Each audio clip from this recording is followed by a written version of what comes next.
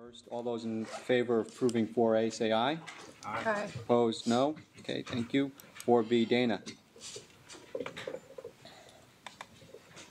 Can you give me? Can I ask the staff to come forward to prepare the report? Sure. Josh and Greg Allen from Real Estate.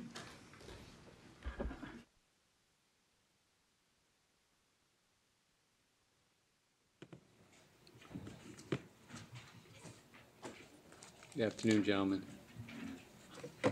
I just have a couple questions, if I may. Hi.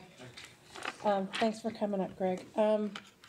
In the report, you talk about completing the GIS mapping layer, that over 70% of the acreage has been now included in that. Are you going to move forward with the other 30%, or was that your total goal and you're done? Well, the goal is to, Josh Quaibo, Real Estate, the goal is to complete a GIS layer for the entire school land portfolio. Right now, the 70% is completed, and we can move forward with work on future exchanges with the BLM, with key renewable energy project planning. And so it made sense to do the 70% at this time. But going forward, we plan to, State Lands plans to fully map the entire school land portfolio. So the 70% was to facilitate the actions that were taking place now then? Correct. And can I add just probably a quick education for the rest of the board? The state lands, this was created when the state was created. They set lands aside for different purposes. Schools have gotten lands. This is the unusual case where you are the trustee, or you're the beneficiaries. Thank you. I'd drawn a blank. Not the trustees. This is in trust run by the school's land, of which you have two of the three board members here, the state controller and Department of Finance. So you can always hold them accountable as beneficiaries, how they manage the assets. But State Lands has come a couple of times to communicate with us about what they're doing. The real estate staff helps us because the vast majority of the assets are in real estate. But it's similar to like all the way back to when the state allowed the railroads to go out. You can imagine when they gave us land, it looks like a chicken pox kind of pattern. We own every other parcel. A lot of the land was sold and given to schools to build out schools. At one point, it was finally put into a trust and held for the future benefit of STRS. The land that we own that Josh is talking about is out like Victorville, Barstow. Is that the right? Well, and then the geysers in Napa, but it's out there in the desert. And the point is to potentially swap some with the Bureau of Land Management so that we have more of a consolidated parcels rather than split out parcels. And then my second question, I understand that there's a pretty good size loan that was given to California, and that's due to be repaid starting in 2016. With California's economy the way it is, does that give you any heartburn? And I guess that goes to you, but then it maybe, I don't know if Pedro or Terry want to weigh in on that, but do you have any concerns about that being repaid? Because of California's economic situation. Well, for what we look at in terms of the state lands, school land portfolio is generally the revenue that's generated and the expenses that are incurred on the portfolio. Part of the that loan that was given to the general fund would have been used to acquire strategic parcels of land or to facilitate any sort of consolidation of strategic parcels. So it is a part. They are funds that the state lands is lacking and could utilize. As far as worrying about repayment, I don't have necessarily an issue with whether or not it will be repaid. It was borrowed in 2008 and has been extended twice to 2016. And as for us right now, State Lands hasn't said they had an issue or worry about repayment of those funds. And I would say for Josh's sake, Greg's, they look at the real estate. The credit enhancement team is the one that does the our evaluation of the state's credit worthiness, because we also have exposure to the general fund through the credit enhancement program. And we'll leave it up to our elected officials to tell us about the health of the state and whether you'll repay us. But I think Josh brings up a good point, which I neglected to mention. There's the opportunity loss. We had that $50 million. They could have used it to buy parcels, which they can't. So there's a little bit of an opportunity loss by having the general fund borrow it. Pedro, when are you going to pay it back? Thank you. Pedro? I was looking for my checkbook. But we have until 2016 to make that payment, so I think we're not in any urgency to make that payment sooner than that. I think that we are in the next 20 hours, we'll have a lot more information about what the budget holds and doesn't hold. And so by the time we meet tomorrow as a full body in a different capacity, we'll have a better sense of what's in there and what isn't. Thank you. Thank you, Mr. Thank you, Josh. Thanks, Greg. Thanks, Shalma. Okay. I was channeling Gary Lyons there, for a minute. So that's 4B. Chris, as we'll come back to you to your CIO report. Do we require a motion to approve? Oh, yeah, let's, all those in favor of approving 4B, say aye. Aye. Opposed, no? Okay. Chris, your CIO report, item number 2. Yes, sorry about that. I said to Jack, I started having a vision of Elk Hills all over again, that we'd be... I won't go there. Okay, for the teachers in the back, they always want to know this number. There she is, yep. 157.8 billion is where we closed December 31. We're up, let's see, this slide didn't get updated. We're up about 6.5% halfway through the fiscal year. So we're actually a long way, when you think about a horse race, we're at the halfway post. We're at 6.5, the goal's 7.5. That feels pretty good. You never know what the next 6 months will be, and it's not always positive. But also, there's our asset allocation where we sit. Hasn't changed significantly. We are pretty close to the target in global equity. Private equity and real estate remain fairly high. I did also want to point out for the audience, we may have lost some of the media that was watching earlier, but all of our holdings are posted on the web every year as of June 30. We post those and refresh it once we've posted the CAFR, the annual report. So everything as of June 30, 2012 is out there. It's divided by asset class. On the web, they have a pie chart like that where they can click on an asset class. In private equity, obviously, under the state rule, we show the ownership of the partnership, but not the underlying portfolio companies. And that was a state law a couple of years ago, negotiated with some newspapers.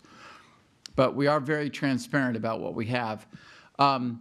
We don't have the final number for calendar 2012. Obviously, we don't operate on a calendar year, but a lot of individuals do. I think we're certainly going to be double digit for 2012, probably somewhere around 13.5%, but I won't have that final number for a while. So don't run around quoting it, but it'll be a nice double digit return on the 11-year. But what I'm focused in is the next 6 months for the fiscal year. It would obviously be nice to hit the actuary target at least. This chart real quick, the red bar is the max in the range, the green bar is the bottom of the range, the yellow plus is the target we're shooting for. The first was to highlight that we're within the equity, pretty much close to target. Fixed income, we are at the bottom of the range. When private equity and real estate were adjusted at December 31, they book their income on a daily basis, but their value, their corpus value only changes once a quarter when we get statements in. That put us at the very bottom of the range in fixed income. And I'll show you, we don't mind being there, and I'll show you why. This is a chart I sent you, but I thought the audience would enjoy it.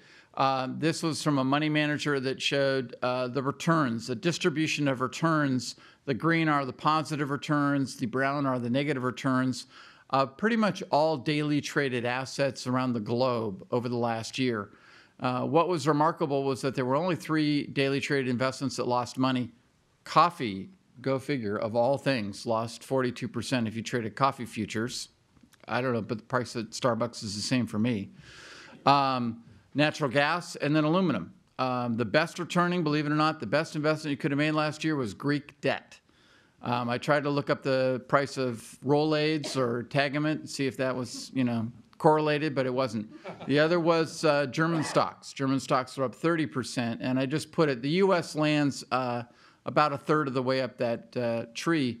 The U.S. stocks are up about 16%. So overall, in the capital markets, 2012, very positive year for lots of opportunities. The more risk you took, the more you were rewarded. Greek debt, Greek stocks were very high returning, but obviously extreme points of view from a risk perspective. So while we were focused on risk and maybe to a fault, it was an unusual year where ignoring the risk and being brave paid off. This is a distribution of returns. You can see just about every market was double digit with the exception of Japan. The emerging markets and the non-U.S. markets perform better than the U.S. So I can already tell you that funds like Idaho or CalPERS that are truly global in their equity allocation, meaning they have 50% in the U.S., 50% outside the U.S., will do better than us because we have what's called a home country bias. In our equity portfolio, we're 2/3 to the U.S. by a fixed weight, 1/3 non-U.S. So some years we beat them because the U.S. is better, but years like this, they'll beat us simply because their larger exposure to Europe, which is the number that jumps off that page at me, giving all the Europe debt crisis and all the concern, Europe was one of the best investment areas around. Here's the bond market returns. I wanted to show you because of the just massive dispersion of results. The Barclays Aggregate, which is the old Lehman Ag, that's a general market index, was up about 4.2%. But high yield bonds, high yield had a double-digit return last year. So again, more risk, higher returns last year. Governments and agencies, only at 2%. And if you remember, for the prior 2 years, I had told you the best investment was U.S. government debt. You could triple it, you got almost a 33% return out of U.S. government debt. It wasn't true in 2012 because rates actually started to back up. So it was the low return like we expected. Our overall debt index was about a 4 3/4 return. So of all of our asset classes last year, that looks like the only one that was a low returner, but nothing will appear to be negative. Everything's going to have positive returns for last calendar year. So here are the PCA risk charts. Again, very similar as they have been. I want to highlight the dispersion between private and public real estate. The State Treasurer's Office asked about that if cap rates are at the extreme, but the spread is at the extreme of attractiveness the other way. It's the fact that, again, we're seeing office product in Boston, New York, D.C., San Francisco priced at premium pricing, but a shopping center in Kansas or in some other secondary market like Sacramento, very, very cheap, unfavorable, favorable pricing. So we're seeing just a real dispersion and bifurcation in the real estate market still, making it tough to manage it. Here's the risk factors. Again, in PCA's world, any one of the extremes is to be paid attention to. So I'll highlight again, and I said I would be highlighting this probably for the next year and a half, and I've been highlighting it for a year. It's interest rate risk. It is at absolutely its historic high. We're at 200-year highs when it comes to interest rate risk. So you're going to hear some people talk about that the next bubble is in interest rates. It is. We just don't know when it's going to pop. It will pop when interest rates start rising. The Fed has said they won't raise interest rates until employment gets to 6.5%.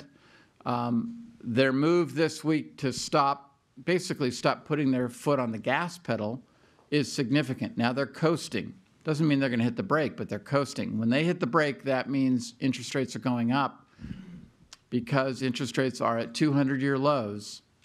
That means that people will see a very significant loss of capital. That's why we don't mind being underweight in fixed income, because we recognize this is a risk and still believe it's a risk. As we get closer to that point where it's a risk we want to mitigate, we're going to come to you with different ideas about, at the asset allocation level and at the portfolio level, how we could hedge if we end up in a rising interest rate environment. Sorry, this is the chart that shows the fact that we're at a 33-year high in this chart. What's hard to read, this chart starts in 1980. So you're seeing, as we've said, a 30-year basically channel of where interest rates have declined and the duration or the risk of a 10-year U.S. Treasury note has gone up and up and up and up in a channel for the last 33 years. And in terms of the yield, we're at a 200-year low in yield, meaning a 200-year high in terms of risk of interest rates. So global risks that are on the horizon, many of them that we've all talked about before. Obviously, the internet's come up a couple times. I wanted to highlight the Iran conflict because we are getting closer to where the ticking clock, as was shown, is going to really hit some walls about April to May, so that may well become an increasing problem. The other I will highlight is volcanoes. I thought if you happen to catch it, NOVA did an excellent job this Christmas time about highlighting the volcanoes in Iceland and how their cloud dispersion could cause ash problems and disrupt the economies of all of Europe. So very interesting, but we're continuing to watch those. The pandemic flu, thankfully, each fall seems to be a smaller issue this year. And the one thing I wanted to note, last year at this time, I pointed out that the Mayan calendar was going to come to an end, and it didn't mean civilization was, but I want to end on a positive note. We survived that. They did not. Thank you. Chris, a couple real quick questions. Your reference to the CalSTRS debt index, you didn't say it, but is that basically sort of the benchmark for Oh, I'm sorry. fixed Yes, that is the benchmark for fixed income. Hadn't It's heard a combination of the Lehman aggregate and the universal and high yield blended together. I don't think I had heard you use that term before, Okay. necessarily. Secondly, it seems like for a little while now, we've, at least in the back, that chart where you show the asset classes within their respective ranges, fixed income has been at the bottom of the range. And I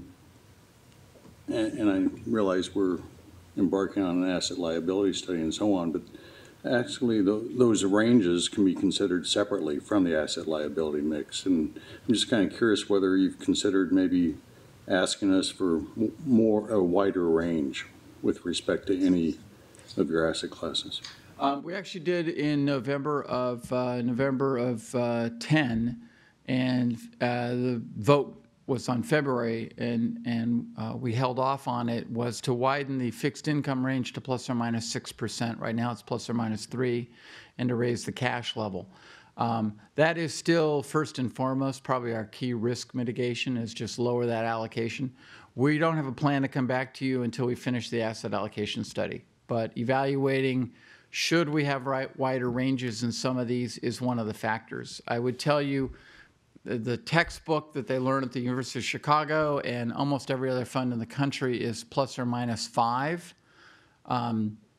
That works when you have 50% allocated, but if you only have 5% allocated, then you're double or zero in an asset class. So we've always had tighter ranges for more of a risk control, but I think it does make it worthwhile to evaluate that. And what we've talked with PCA is the potential of a band that staff has discretion to move within, and then if we want to exceed that band to a wider range, we come to you. So it would be plus or minus for daily operations, plus or minus 3, but you would allow plus or minus 6 upon your approval, and we'd have to make the case of why we'd be so low in a particular, or high.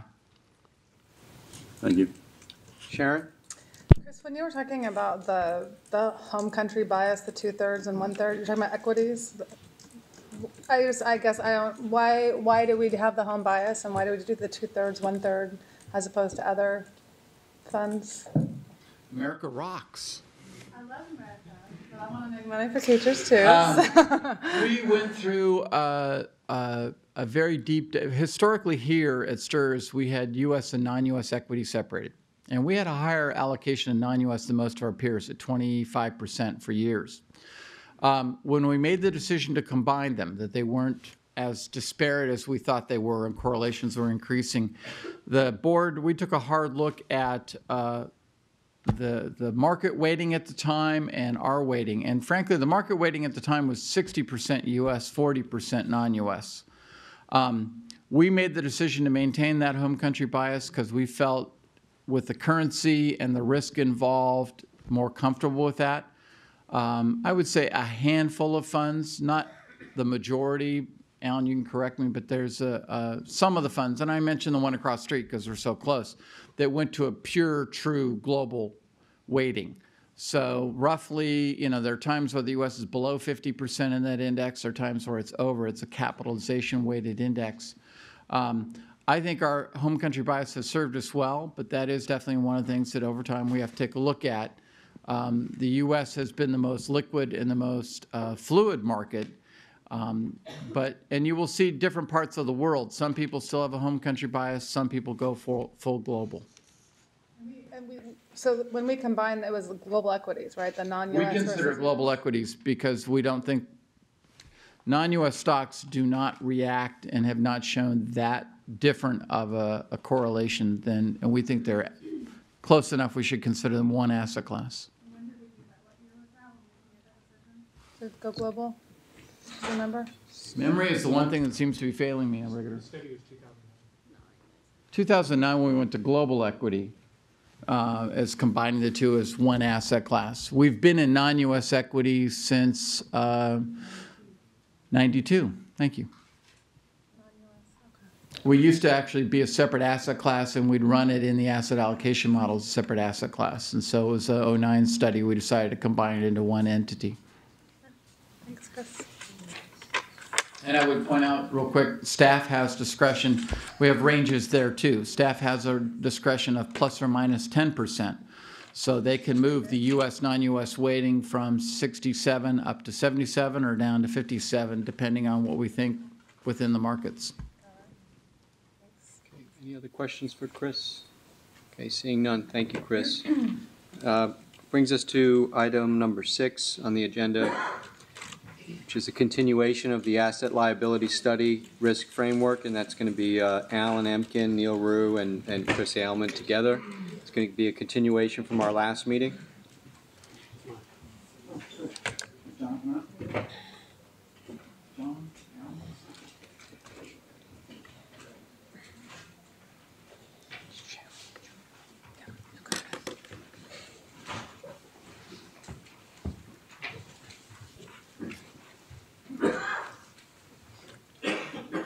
Go ahead. Do the introductions. Alan Emkin. Thank you. Alan Emkin, PCA, with John Linder and Neil Rue. Neil will lead the discussion. I'm going to be the color commentator. But my goal is to try to target the discussion to the real policy decisions. There's an enormous amount of material in here. And there's just no benefit when I assume you've read the material to go through every page. The goal is really to help you get to the point where you can give us some direction on how to go forward.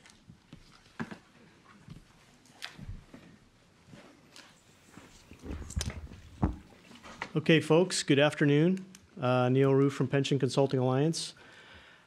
This is the second chapter of talking about thinking about a different framework for organizing your investments. And I'm going to start off by just doing a quick, you don't have this slide in front of you, but this is just a recap of what we talked about at the last meeting. There's been a lot going on since the last meeting, so I figured I'd just give a little refresher. There's no opinion in here. It's just basically a recap of what we talked about. So on this first slide here, we have 2 columns. On the left-hand side is how you currently organize your classes. You organize them by asset type.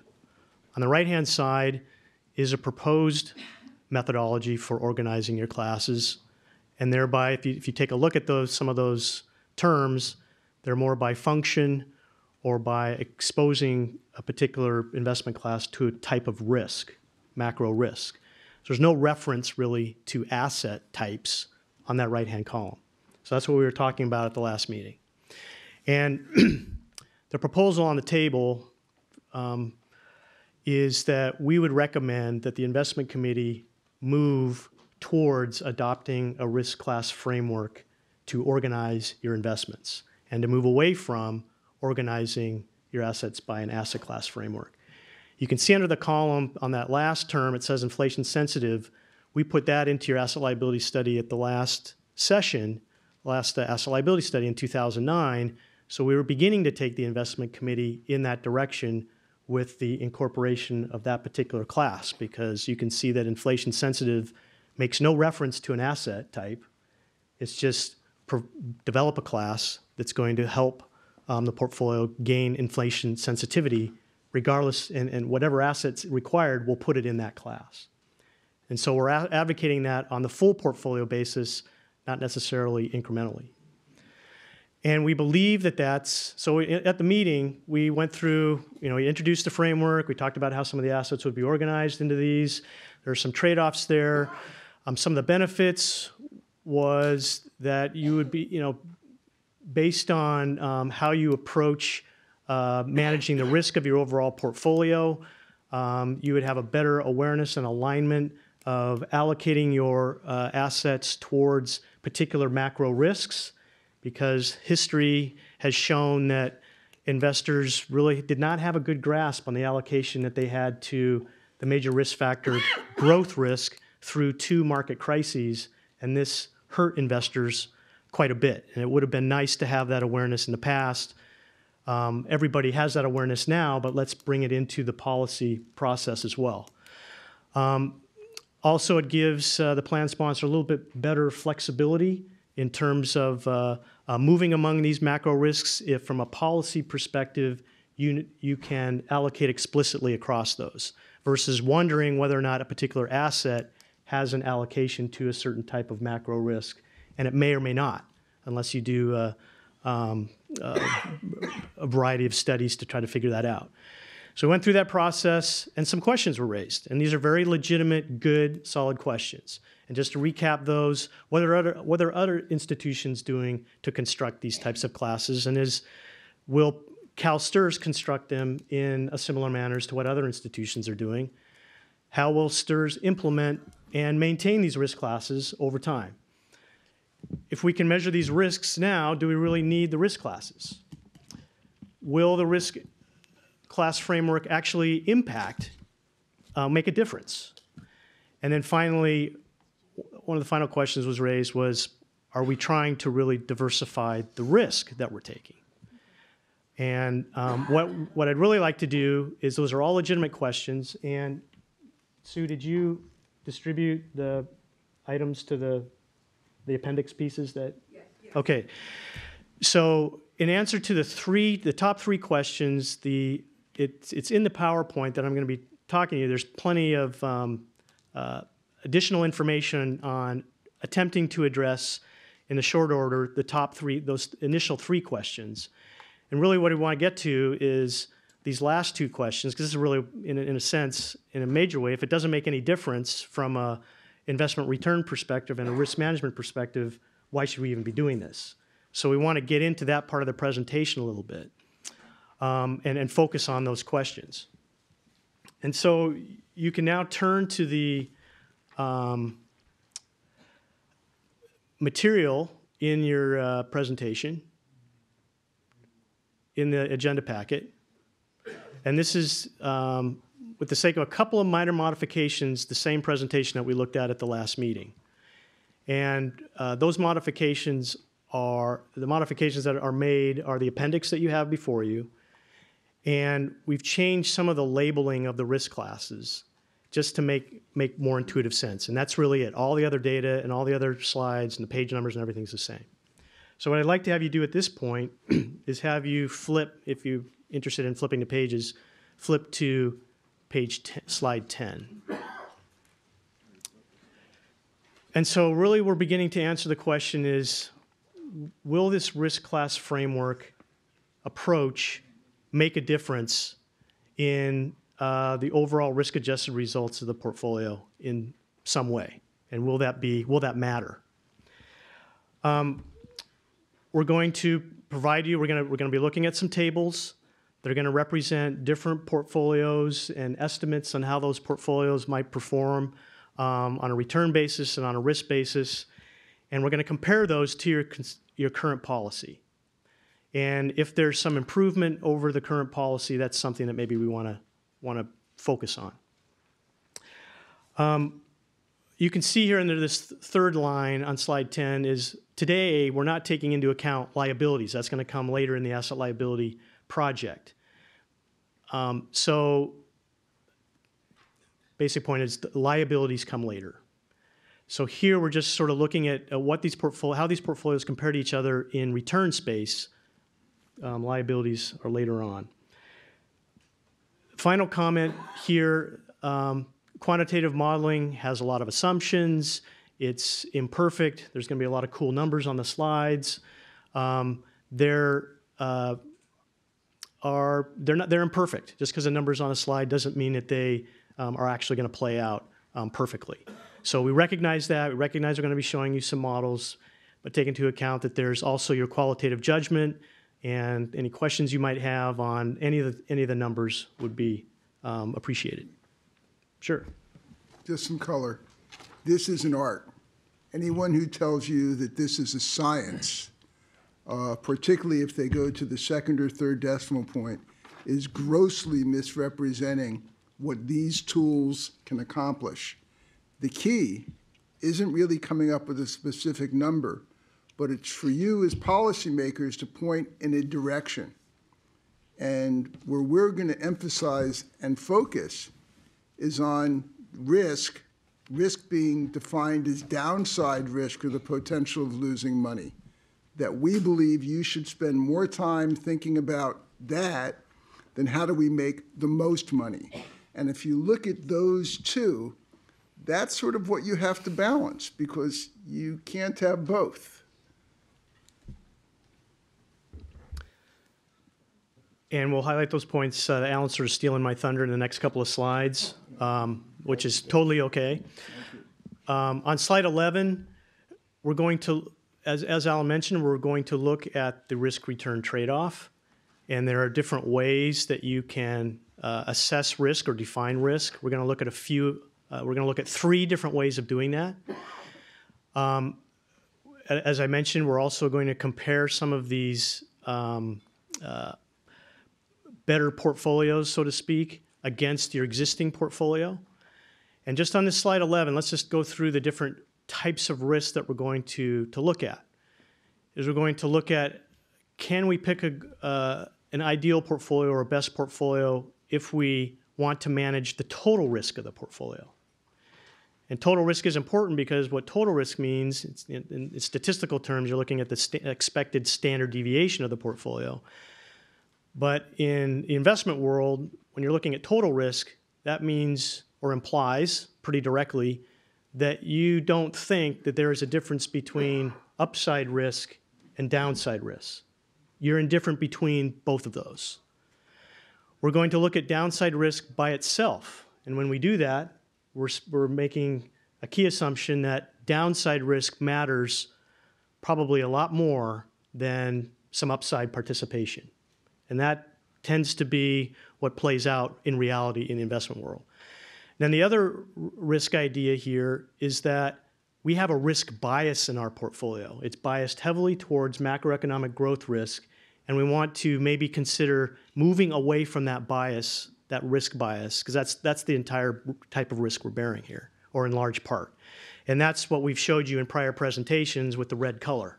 It's just all over. And the question is do we want to try to manage that as well? So just a couple of slides here going to Alan's points is, the two-dimensional framework of risk-return trade-off plays true. That's going to be part of the conversation. The key is that risk is something that in a sense, it's not just one thing, but we can decide what type of risk we want to bear. And when we bring the liability equation into it later, that's going to be, and even I think in the next couple of sessions, Chris is going to beginning to introduce sort of these decision risk factors that you have confronted in prior asset liability studies. So there's many definitions of risk. We're going to look at a few of those today. Now, we all know, just based on this schematic here, that there's a trade-off between risk and return. And the basic directions of this arrow here is that if you're going to desire more return, you got to take on more risk. If you want to protect yourself from taking on risk and take on less risk, you're probably going to end up sacrificing return. So there's a basic trade-off. And this is really the elegance of modern portfolio theory, is making this evident to us all in a pretty elegant way. Sure. Keep in mind that doesn't always work, all right? I mean, it's very important. You went through a decade, in the first decade of this century, where the inverse happened. In fact, the least risky asset, government bonds, was the best performing asset. And so you have to take into account not just that sort of relationship, but look at where the market is at any point in time, because like any other race, you have to know where you're starting the race.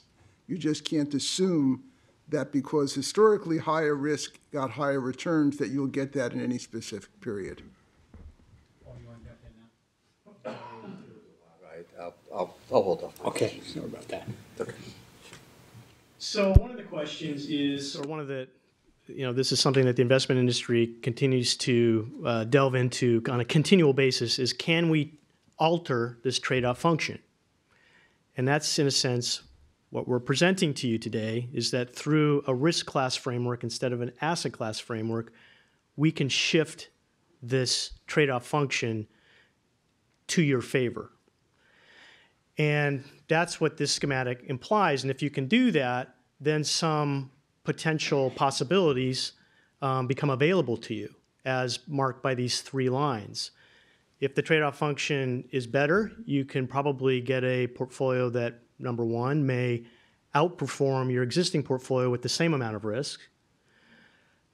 Conversely, can maintain the return of your existing portfolio, but at a lot less risk, or somewhere in between. Now, for the sake of conversation today, we're going to really focus on, because we believe this is maybe where the risk tolerance of the investment committee is at, is on same return. Let's really hunker down and try to manage the risk of that portfolio better. So that's what we're going to focus on, is can we maintain the same return that's in our policy portfolio, but use a different framework to better manage the risk through this risk class framework. So with that, we're going to skip forward a few slides, because those were the slides we looked at last time. And we're going to move into, again, I'll just quick comment on this slide. We're going to look at the different sets of risks, and keep in mind that one of those risks is maybe the equal balance of risk exposures across these different major macro risk factors, as identified in the 6 CalSTRS risk factors. So now we're going to come to a table with a lot of numbers on it. And, the consulting investment jocks in the room, we like numbers, so we don't want to get too enamored with ourselves on these numbers. But here's a bunch of numbers. And this table, we're going to see this table quite a lot in the next several slides. So we just want to understand how to use the table. And the first thing to see is that this table has 3 sections to it. Okay, so I'm just going to go through the sections real quick. And once you get the sections down, you'll be able to go right to the numbers and say, hey, what's up with that number? So the first section is an allocation of your assets. And you can see it's labeled in blue here. It's the asset class framework. It has your standard asset classes that CalSTRS is now utilizing as its policy. So that is your policy portfolio and how it's allocated on the top. And you'll always see on the top of these tables the allocation. The next section is, we simulated how this portfolio might do using capital market assumptions for both the asset classes and the components and the risk class classes that we've introduced. And the results of that are in the middle of the table. And just to highlight, the first number there is the midpoint of all those simulations, the expected long-term compound return. The next line is the total volatility, that total standard deviation, either up or down. And so here you have running it through the simulations based on capital market assumptions. The STRS policy portfolio is going to produce about an 8% return with about a 12% vol, as we describe it. We'll come back and talk about what that means in a second. The next line down is what we call 2-year drawdown. It's in dollars, and it's in billions of dollars. And what this means is that you can see it's at a 10% probability. So what this means is, standing here today, given the existing policy, we have a 10% chance that we could lose $28 billion. 1 in 10. Over a 2-year time frame. That's a ballpark number, but on average, we have a 10% probability of losing about $28 billion. Can I put that in a different way? Because I don't like describing it as a 10% probability. 1 in every 10 years. Okay, it's just rephrasing it, but that's 1 in every 10 years. No, this is a little different, Alan, because you have a 10% chance over the next 2 years. Okay, of losing $28 billion. It's a little different.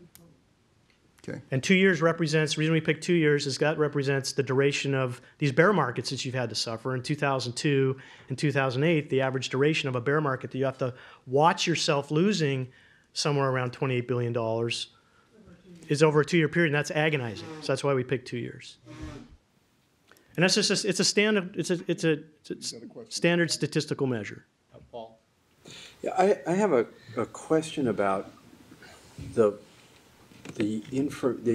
source of the data that you use for these simulations, and if I could refer you back to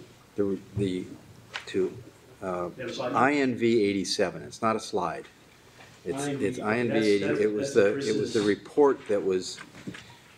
I'm going to read you a paragraph, and I'd like you to explain it, because I'm not sure that I understand whether we're applying different historical data to the asset class approach versus the risk class approach. And here's the paragraph that kind of confused me. Sure.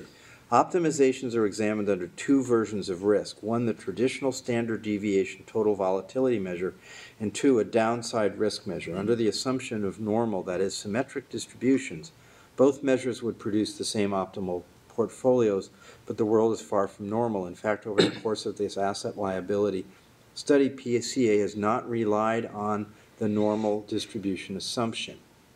Instead, PCA's assumptions reflect the actual behavior of each investment class, asset-based or risk-based, overlaid with forward-looking long-term views about the expected return and risk trade-offs of each class. PCA then applies simulation procedures to project expected class and portfolio behavior, as well as determine optimal portfolios given certain return risk criteria. So what I'm trying to understand is that I always thought that the normal distribution approach was based on historical behavior, but you're suggesting in this that actually it's not, and that you're using instead information based on actual behavior plus forward-looking long-term views. So I'm trying to understand when you're doing these simulations, first of all, are we using the same set of data and data to project the future when we're looking at the asset class approach versus the risk class approach? And second, is that based on history, or is that based on your projections about what's going to happen in the future? The answer to your first part of the question is there's consistency between the asset class and the risk class framework. So now the question is, how do we do it? Normal. I'm gonna add, John Linder dreams this stuff. I saw him jump Always like to ask the technical people the questions so they can show what they know. Practitioners have used normal distributions for a lot of things, including grading, for a long time. Right? The normal distribution for a long time. Yeah. It's an approximation of what really happens. It doesn't, reality is different than the normal distribution. So what has happened over the last, let's just call it 5 to 10 years, more so than any time in Alan's or my practitioner history, is that practitioners have said, because of, this is largely because of the two crises that we've gone through, that the normal distribution is is really quite imperfect as an approximation, and we've got to use a different model for the distribution.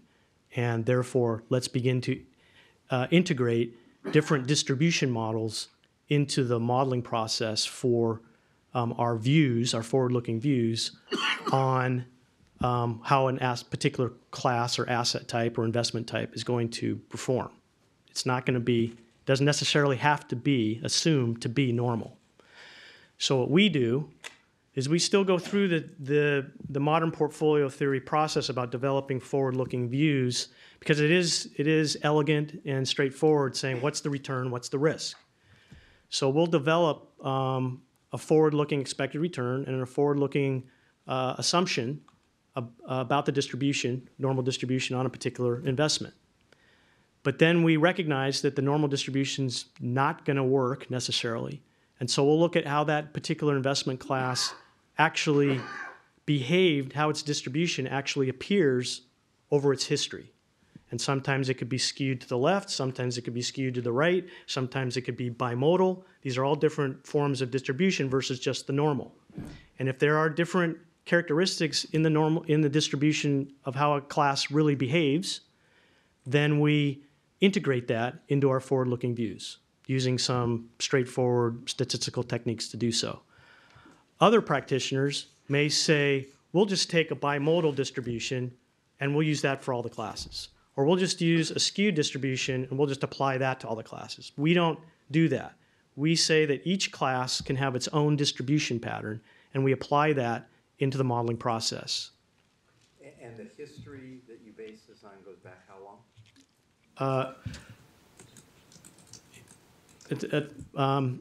It goes back for simulation purposes.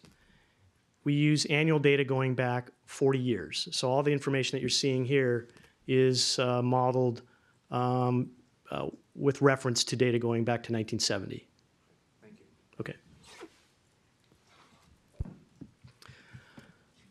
Okay, and then in the middle section here, we have the final number where it says minus 62.7.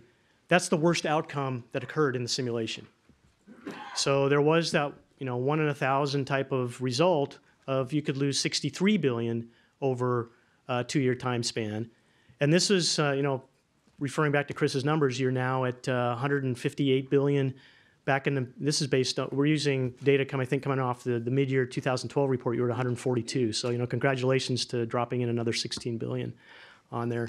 So these numbers are in reference to, just keep that 142 billion in the back of your mind when you're looking at these dollar numbers.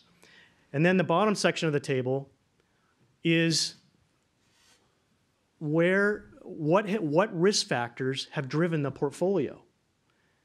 And this is, again, we've talked about this a lot, is that you can see here that there's a variety of, these are sort of organized along the CalSTRS 6 risk factors, but there's just heavy emphasis on growth risk has really been driving the portfolio's results. Okay? So those are the sections of the table. And just going to really quickly highlight before leaving the policy portfolio and looking at other portfolios, well, what do these numbers mean? Well, 7.9 is a pretty decent number because your long-term assumed rate of return is a consistent, was it 7.5? So based on how this policy portfolio is simulated out, you're getting a compound 7.9. That's pretty good. You're above your assumed rate of return. That's the long-term expectation. So now you have this number of 12% vol, we call it. Well, based on a normal curve, just for the sake of conversation, is that means, in going back to Alan's reference point, is that 12% vol means that in 1 in 6 years, you could lose 4% or more. In 1 in 6 years, you could be up 20% or more. And that just sort of gives you, that's what that sort of implies. And we've talked about the dollar figures there. So, and we've talked about the risk bias, but I just want to give a little bit more clarification on those numbers as we begin to look at them more closely. I'm going to flip forward a couple of pages here, and now we're going to start looking at some portfolios in comparison to policy. So I'm going to explain a little bit here. So if you look at the title of this slide, what we're going to do is we're going to say we just talked about our policy portfolio and what it can do, what we think it might do. Can we manage the risk better and maintain the return? So you can see those two boxes in the middle, the portfolio options, maintain the return. So what we do is we go through Can I jump in? Sure. So that's slide 29 for you, that's IMU 119.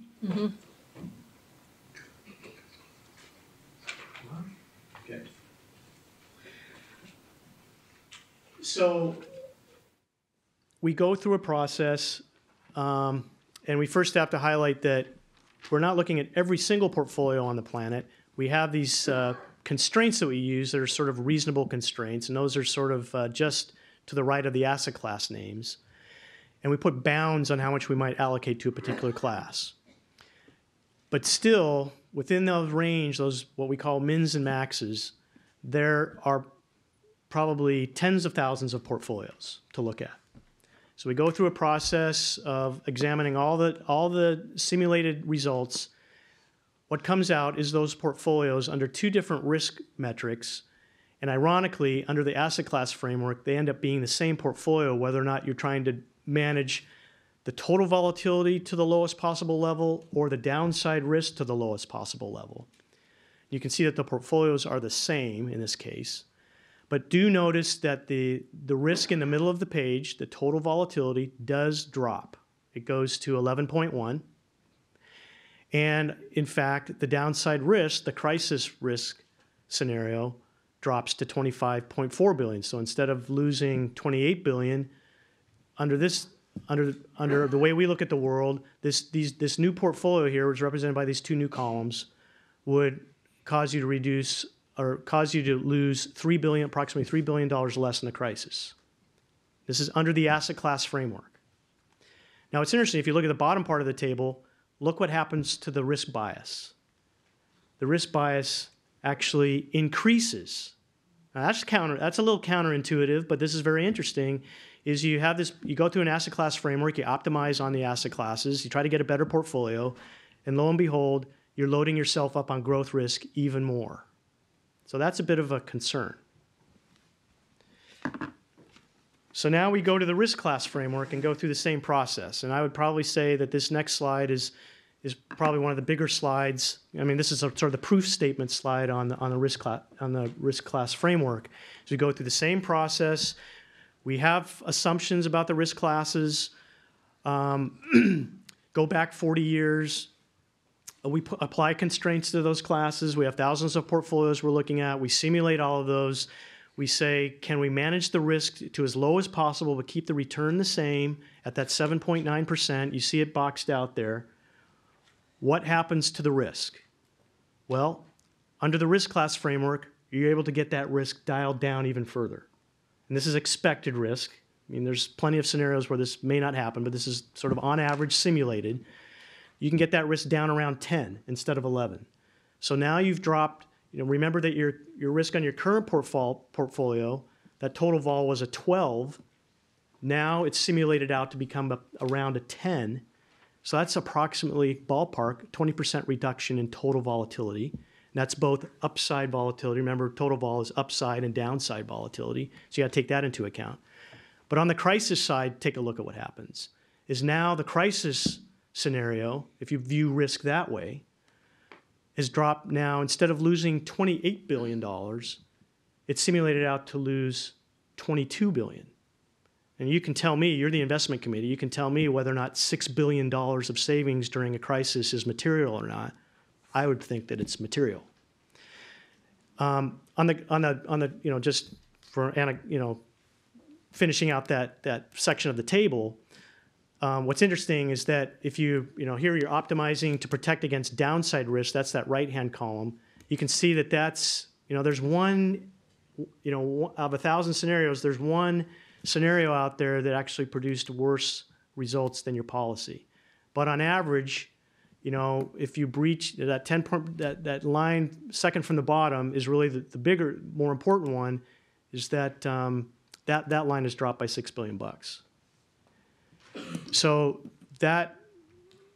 what this says is that the risk class framework, if you're concerned about managing crisis risk while maintaining the return at roughly the same level, that the risk class framework looks like a better solution, and it's material, particularly during a crisis. Just one more. If we went one more step and just said, within the constraints being utilized, let's try to find portfolios and let's just try to push that volatility as low as possible. What happens? And if we do that, what Alan mentioned begins to play out is that you do end up sacrificing return. We're just trying to minimize the crisis risk or the volatility of these portfolios, and let's just see what the expected return on these portfolios are. So you can see here on slide 32 that we're able to get that total risk down to about an 8% volatility, so a 50% reduction in risk. You're able to get the crisis risk cut in half, but notice the long-term expected return for these portfolios is now substantially below your long-term expected return, and that represents a huge trade-off that you have to wrestle with. Conversely, if you apply the same goal to the risk class framework and use risk classes instead of asset classes, and go through the same goal of trying to just dial down the risk farther, what you see is that you're able to dial down the risk a little bit farther, and you're able to capture a little bit higher return than you would have under the asset class framework. So again, here's another proof statement that the risk class framework seems to do a better job. And in addition, down below, you can see that the risk bias across the major CalSTRS risk factors is beginning to spread out a little bit versus what's happening under the asset class framework. And so you add all this up, and it says that from a quantitative modeling perspective, based on these initial findings and the assumptions that go into all the capital market assumptions, that the risk class framework is a better solution for organizing your assets at the highest level strategically, where the investment committee really cares about how they're allocating their assets. That application of a risk class framework is probably a better approach. And going back to what Mr. Rosenthal was highlighting on page 87, just to drop in the caveat, on that page, Chris bolded one word, and that one word was may. And this is all subject to the assumptions that go into quantitative modeling. Let me just highlight that there's a lot of assumptions that go into modeling, whether you're modeling in asset classes or whether you're modeling in risk classes. The assumptions are consistent between those. And so the argument for risk classes is pretty strong here. And so I'll stop there. There's plenty of other slides that we can talk about. We can go back and revisit the other questions. But in terms of what we're asking the investment committee to entertain, is I'd be strong enough to say we'd recommend that the investment committee adopt or give us significant direction to begin to work with staff to develop final definitions for under a risk class framework and move away from allocating assets under an asset class framework. So that the way that would play out is that 2 years from now, let's say, you would not be seeing from a strategic perspective and how you're allocating the assets, you would no longer see those major buckets being assets. They would be these growth categories instead. And you'd be discussing with Chris, how much should I allocate to public growth or private growth or absolute return or inflation sensitive versus how much should I allocate to bonds or equities or private equity. All those assets are still there, but that's the major strategic level in which to allocate assets. And we would propose that you move in that direction in a major way.